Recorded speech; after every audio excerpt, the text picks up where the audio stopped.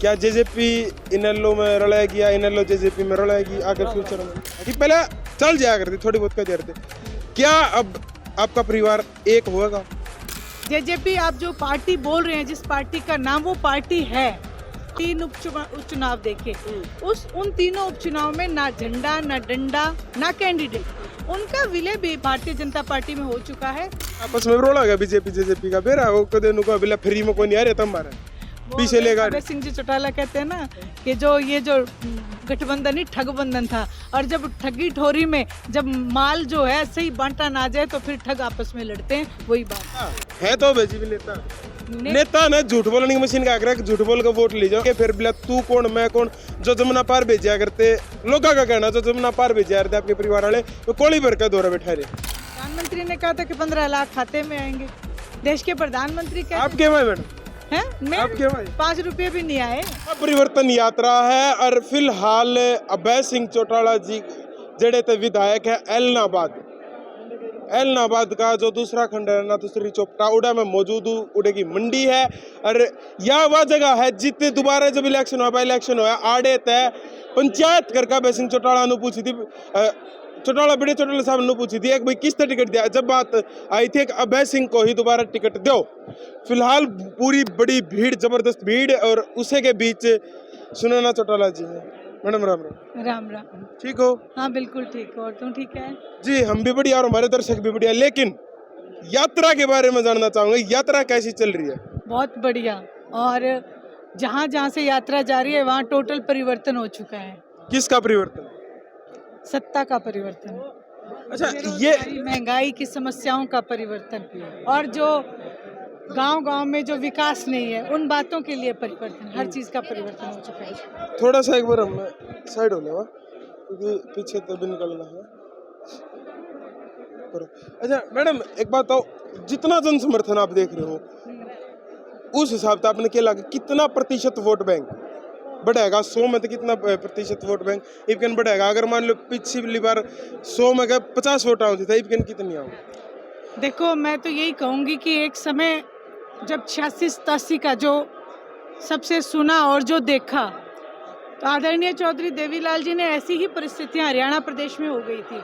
राजीव लोंगोवाल करके एक समझौता एक कांग्रेस पार्टी ने थोपने की कोशिश की थी, उसको लेके उन्होंने भी एक यात्रा की थी, और उस यात्रा के बाद जो परिवर्तन हुआ था 87 में जो 85 सीटें आई थी इंडियन नेशनल लोकदल के खाते में, वही इतिहास इंडियन नेशनल लोकदल इस बार दोहराएगी।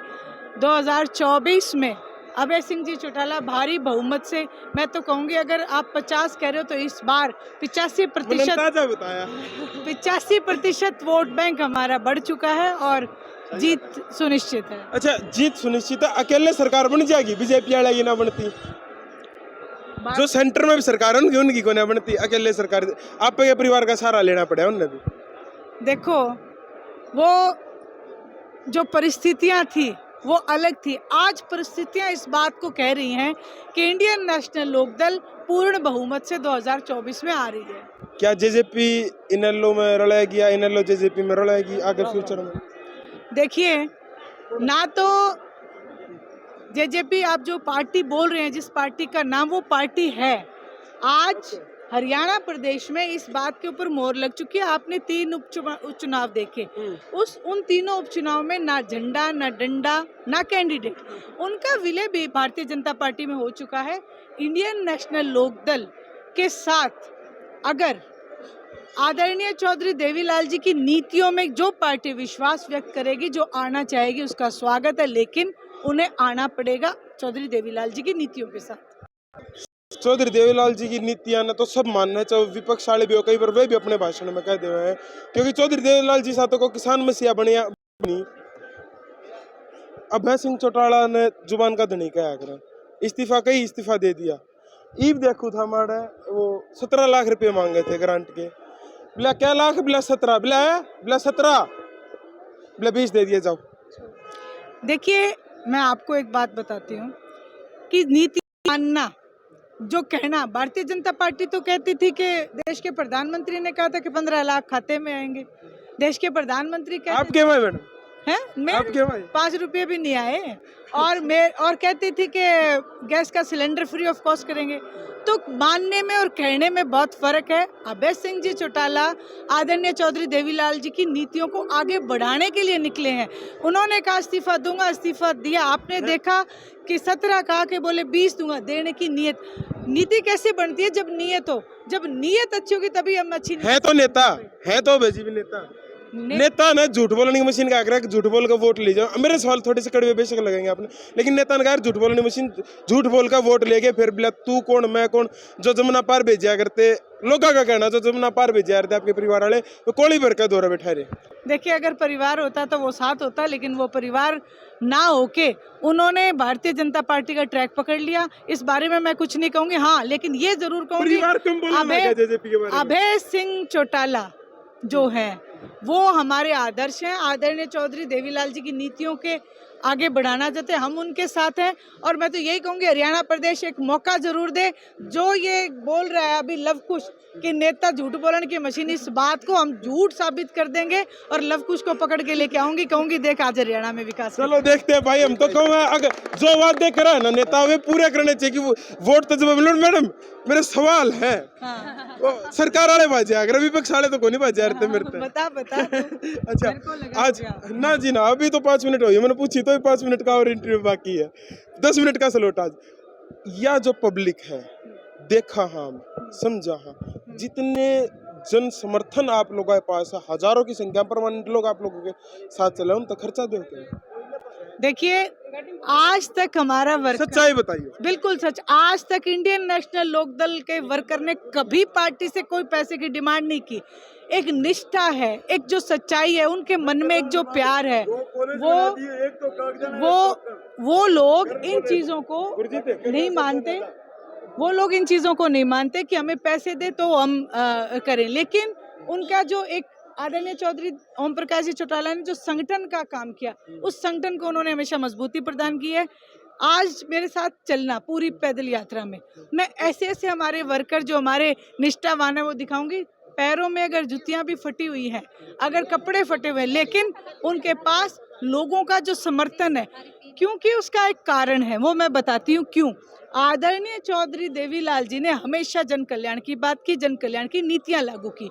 उसके बाद आप ओम प्रकाश जी चौटाला का इतिहास उठाओ तो विकास पुरुष के नाम से जानेंगे। उसके बाद अब अभय सिंह जी चौटाला हैं, जिन्होंने अभी आपके सामने अपने हल्के के लोगों के लिए जो उन्होंने डिमांड की उससे ज्यादा देने की कोशिश की। अच्छा एक बात बताओ, राहुल गांधी ने भी यात्रा करी, जितने दिन आपने करते हो इतने दिन में अगले ने देश निपटा दिया था। क्या चक्कर इतना टाइम क्यों कर लगने लग रहा है मैडम यात्रा में? देखिए, हर एक ये लोकतंत्र है, इसमें हर एक अपनी आवाज को लेके जिस तरीके से जाना चाहिए। उन्होंने निश्चय किया था समय लगन का मेथड के है। उन्होंने निश्चय किया कि हम हाईवे से यात्रा करेंगे, लेकिन हमने निश्चय किया हम अपने ग्रामीण अंचल में जाएंगे, ग्रामीण लोगों की समस्याओं को सुनेंगे, उनसे रूबरू होंगे और वहीं भारतीय जनता पार्टी के झूठ के नकाब को उतारेंगे। उसका कारण भी बताती हूँ, क्योंकि मेन स्ट्रीम मीडिया है आज बिक चुका है। आज जो परोसा जा रहा है लोगों के सामने वो सच्चाई नहीं है, वो झूठ परोसा जा रहा है। मैं धन्यवाद करती हूँ आप जैसे पत्रकारों का जो चौथा स्तंभ आज बचाए हुए हो। आज चौथे स्तंभ को टूटने के कगार पे, लेकिन आप लोगों ने उसे बचा रखा है। इसलिए हम ये पैदल यात्रा लेके 4300 किलोमीटर की यात्रा को लेकर निकले हैं, जिसमें से हमने 2100 किलोमीटर पूरे कर लिए हैं। एक पार्टी का पद भी आप दो रहे, तो मैं एक सवाल और, क्या लोकसभा के चुनाव इनेलो पार्टी लड़ेगी? बिल्कुल लड़ेगी, क्यों नहीं लड़ेगी। एक हर पार्टी, पिछली बार टिकट भी पूरी नहीं बटी थी, सवाल कड़वा है। हर पार्टी, वो परिस्थितियां मैंने कहा कि जिस समय एक समय था जब पांडवों को वनवास मिला था, एक समय था भगवान श्री राम का राज तिलक होना था लेकिन उन्हें वनवास मिला था। ये परिस्थितियां होती हैं, लेकिन उन परिस्थितियों का सामना करके, मुकाबला करके आज जो अभय सिंह जी चौटाला उभरे हैं, आज अभय सिंह जी चौटाला एकमात्र हरियाणा प्रदेश में उम्मीद और आस है, जिनको लेके केवल एक ही बात कही जाती है कि हरियाणा का अगर कोई विकास करा सकता है तो वो अभय सिंह चौटाला है। एक आखिरी सवाल, मैंने कल करण भाई साहब से बात करी है, कल अभय जी से भी बात करी है, मैंने आज आप तभी बात करी है। छोटी सी बात है, मैं आपसे पूछना चाहूँ, परिवार मन ऐसा लगा है दर्शकों के भी कल मेरे तरफ फोन आए क्योंकि उन्होंने वीडियो देखी। अभय जी भी नहीं बोल रहे खिलाफ में, अपने परिवार के, अपने भतीजे के, अपने भाई के खिलाफ में। करण सिंह चौटाला भी नहीं बोले, हालांकि पहले चल जाया करती, थोड़ी बहुत कह देते। क्या अब आपका परिवार एक होगा? क्योंकि अब परिस्थिति की आप बात करो, परिस्थिति अलग दिखाई दे रही है दर्शकों में।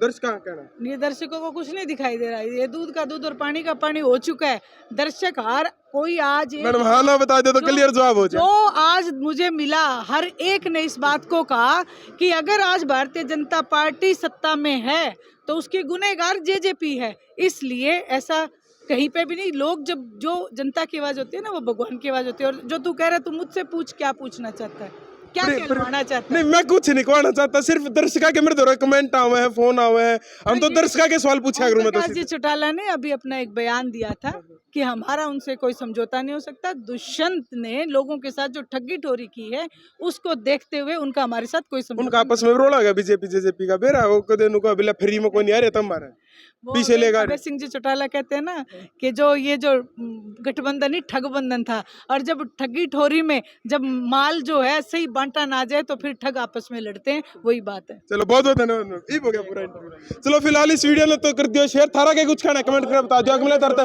राम राम, जय जय भारत, जय जवान, जय किसान, जय भगत सिंह।